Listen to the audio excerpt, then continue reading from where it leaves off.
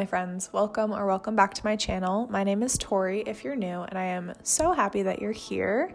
Today we're going to be working on my May reading bullet journal spread, which is inspired by the book The Girl Who Fell Beneath the Sea by Axie O.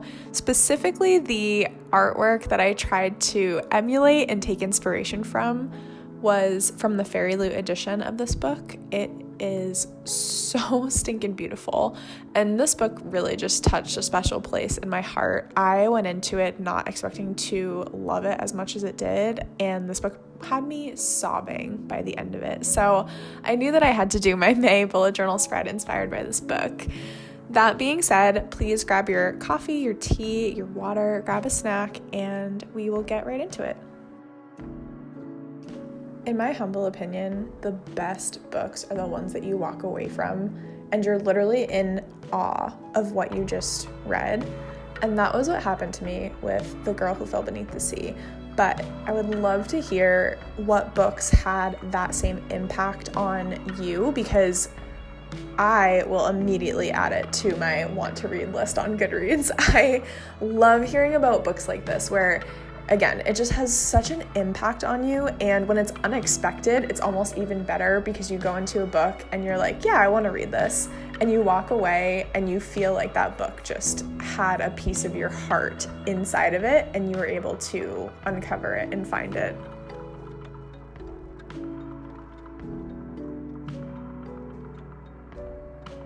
So my cover page, this calendar page, we have the main character of the book, Mina, who's falling into the sea, and we have a really cute whale that I absolutely love. Probably one of my favorite elements of this spread. Then just some cute little fishies. I did, where I usually do sparkles on all of my spreads to add that, I don't know, I just love putting sparkles everywhere, I guess. I did bubbles instead. So we see that, and then the cover of this book, well, the covers, I guess, of this book had such pretty buildings that were showing the empire and like the palace under the sea that the sea god lives in, and like the whole world that's under the sea, the spirit world. And so I tried to do a couple of the buildings. I think the buildings were the thing that challenged me the most, because if you've seen any of my other spreads, I love watercoloring cottages, like cottages in the countryside, and everything can be non-symmetrical and imperfect, but with these style buildings, it's supposed to be very symmetrical and perfect, and I think that that's something I really struggled with.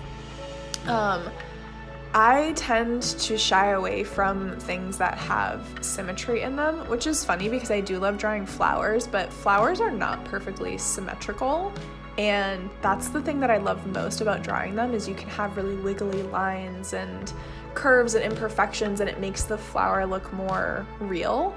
And same thing with like those cottages, but symmetry is very hard for me.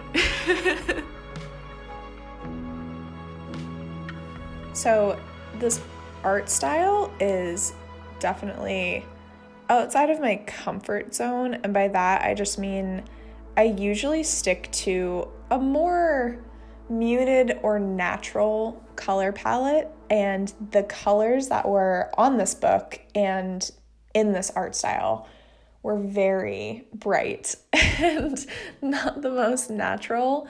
So the color palette is a bit out of my comfort zone.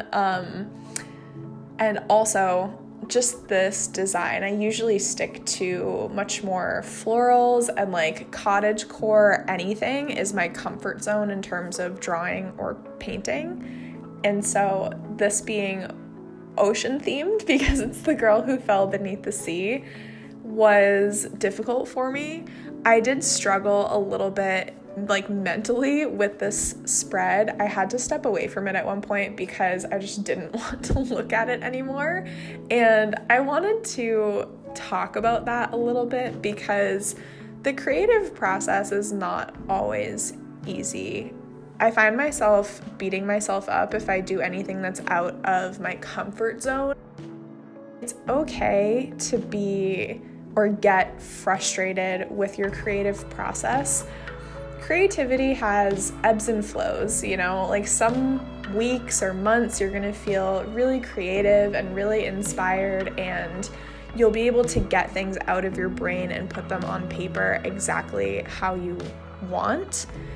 This month was not that month for me. So May was a little bit of a struggle, just because I was trying to figure out, okay, this is very different than what I usually draw, the animals, the colors, and so I found myself, after I finished the spread, just not loving it and not being proud of it and just like not really wanting to share it. But I think it's important to have conversations like this, and I am really happy with how this turned out, even if it wasn't exactly how my brain had pictured it.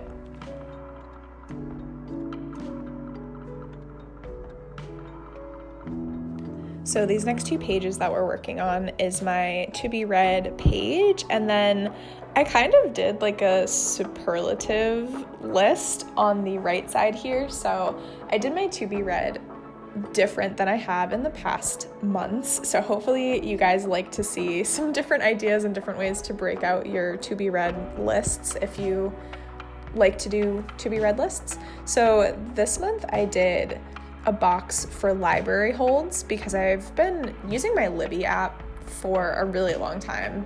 I usually read probably 4 to 5 books that are off of my Libby app, and I have some holds that keep becoming available, and then I just keep extending them out because I have other things that I'm trying to prioritize reading before those, because I know that I can just get them like whenever I want type of thing. So I want to start prioritizing some of those holds that I've been putting off for a while. And then I did a box for my 22 books that I want to read in 2022. So you'll see I put 22 for 22 over that box, just to make sure that I'm still checking those off the list, because those are books that I've really wanted to read for a long time as well. Then I did a box for my physical TBR, and then my last box that I did was for hopefuls. And then on the right side, this kind of like superlative page, this page always, like, I change it feels like every single month, because I haven't found something that I truly love. And so this month I decided to do some superlatives, meaning I have a little fish. Well, I have 3 fishes, and in the first one, it's where I'm going to put the title of the most surprising book that I read in May.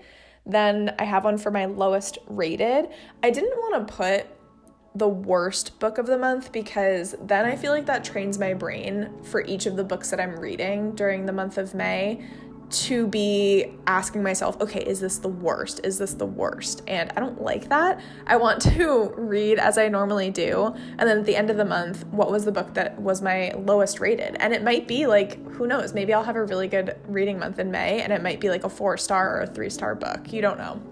So I did lowest rated, and then, sorry, that rant is over. And then the last one, I put a box or a fish for my favorite character, because I thought that was cute to try to think about each month of the books that you read. What was your favorite character that you were introduced to?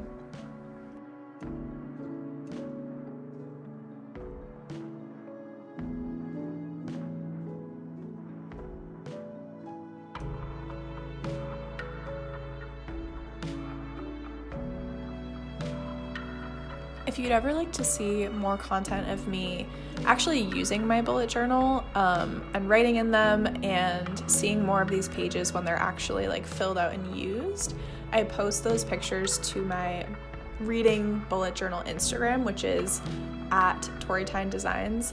It's always linked in the description box below if you'd like to follow me over there, and I will pop it up on screen as well. And I do also include a fair amount of clips. I try to be conscious of it during my reading vlogs, because when I'm finishing books and when I have thoughts about them and things like that, I do film that in my reading vlogs of me using my journal. So be sure to go check those out as well. just a couple of the books that are likely going to be on my May TBR. From my 22 for 22 list, I still really need to read A Court of Silver Flames. So I think that's like high priority for May. I also really want to get to Once and Future Witches by Alex E. Harrow. I love her writing so stinking much that I'm so excited to get to that one. I have For the Wolf by Hannah F. Witten on my Kindle, and I have had it for a while. I love fairy tale retellings, and so that's one that I've been super excited to get to. And then the last one that, guys, don't be mad at me. I know that I need to read this book. So many people love it. Strange the Dreamer by Laini Taylor. I haven't heard one person say a bad thing about that book ever in my entire life, and I know that I need to get to it. I don't know why I haven't read it yet.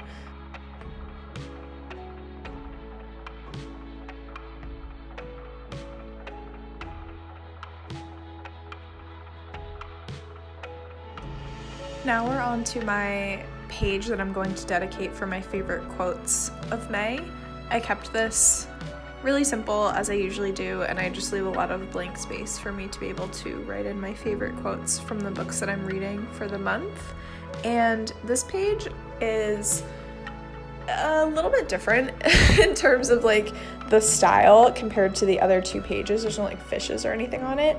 I showed a clip right in the beginning of this video of one of the end pages for the book, and it's a scene where the main character and one of her love interests are floating on this pond. They're still under the sea, but they're in a little rowboat and they're having a really intense conversation, and there's all like lily pads around them and kind of unbloomed lotus flowers. And then a theme that's in the book as well, or that's kind of a tradition in the book, is the Paper Boats Festival, and they will write a wish that they have into a paper boat and they'll send it down the river, and that's supposed to send their wish to the appropriate god or spirit that lives under the sea. And so that's why for this page you see a lotus flower, some lily pads, and then that paper boat.